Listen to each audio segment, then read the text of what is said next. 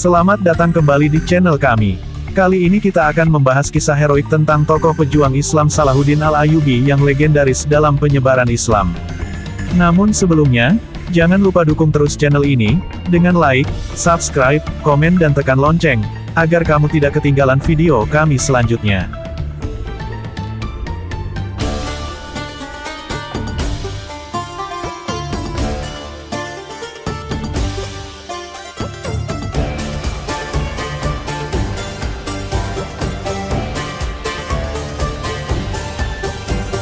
An-Nasir Salahuddin Yusuf bin Ayyub, atau lebih dikenal dengan nama Salahuddin Al-Ayyubi, adalah sosok fenomenal, dan tokoh legendaris dalam penyebaran Islam di daratan Eropa.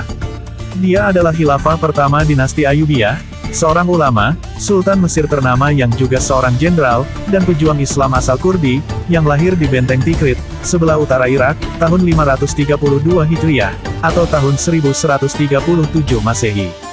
Salahuddin Al-Ayyubi bergelar Al-Malik An-Nasir As-Sultan Salahuddin Yusuf, yang artinya raja yang selalu menang, dan Khalifah Abbasiyah memberinya gelar Al-Mu'izz li Amiril Mu'minin, yang artinya penguat kedudukan Amiril Mu'minin.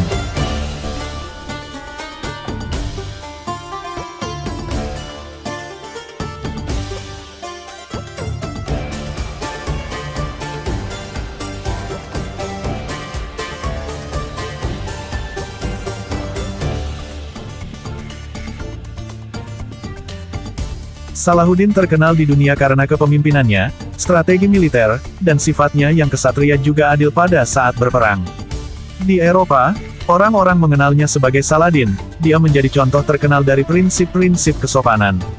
Salahuddin Al-Ayyubi merupakan seorang tokoh penting dalam Perang Salib Ketiga, dia memelopori upaya militer Muslim melawan negara-negara tentara salib di Levant. Dia dikenang dalam sejarah karena berhasil merebut Yerusalem dari kekuasaan kelompok Nasrani. Perang Salib adalah perang paling dahsyat dan terpanjang dalam sejarah umat manusia, namun bukannya dibenci oleh musuh-musuhnya, Salahuddin malah dihormati karena sifat manusiawinya, dan kenegarawanannya yang heroik juga karakternya yang kuat. Salahuddin digambarkan sebagai penakluk paling sopan yang tidak tertandingi di dunia, dan sejarah mencatat dua pencapaian utamanya, yang tidak hanya diakui di dunia Islam, namun juga musuh-musuhnya, adalah perang melawan tentara salib, dan merebut Yerusalem. Bahkan, setelah merebut Yerusalem, Salahuddin memanggil orang-orang Yahudi, dan mengizinkan mereka untuk bermukim kembali di kota Ashkelon, sebuah pemukiman besar Yahudi. Pada puncak kekuasaannya, kendali wilayah Ayyubiyah meliputi Mesir, Suriah, Mesopotamia atas, Hijaz, Yaman, Maghreb, dan Nubia. Salahuddin begitu dicintai rakyat Mesir, karena sifatnya yang pemurah, adil, dan bijaksana.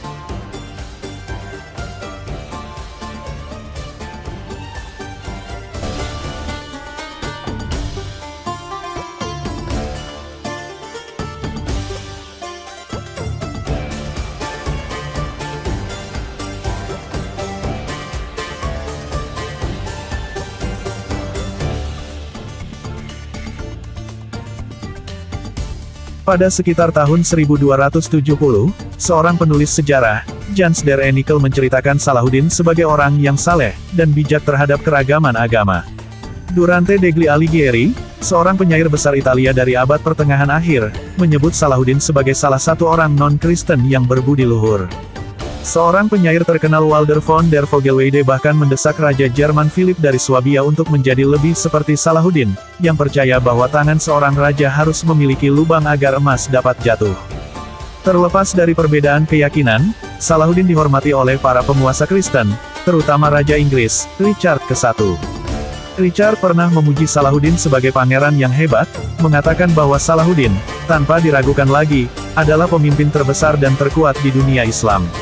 Salahuddin juga menyatakan, bahwa tidak ada tuan Kristen yang lebih terhormat daripada Raja Richard I. Bahkan setelah pertempuran terakhir di Java pada tahun 1192, Salahuddin dan Raja Richard I saling mengirim banyak hadiah sebagai tanda hormat tetapi tidak pernah bertemu muka.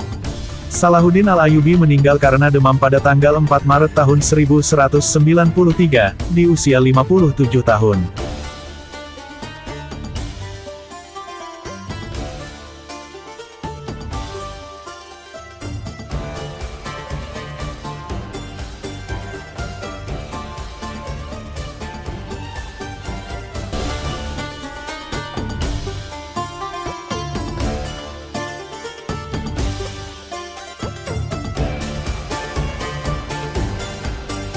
Harta warisan milik Salahuddin Al-Ayyubi ketika meninggal hanyalah 1 keping emas dan 40 keping perak.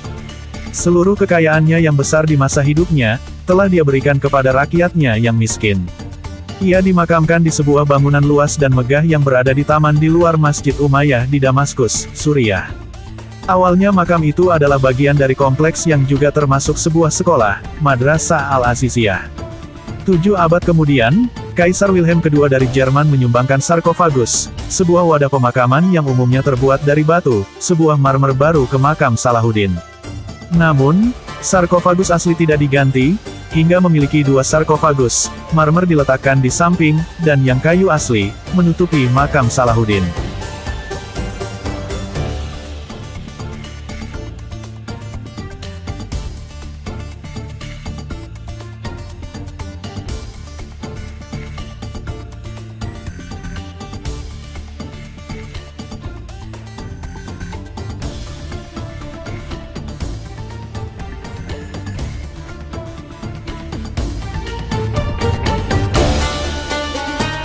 Demikianlah tadi kisah Salahuddin Al-Ayyubi. Semoga informasi ini bermanfaat. Terima kasih.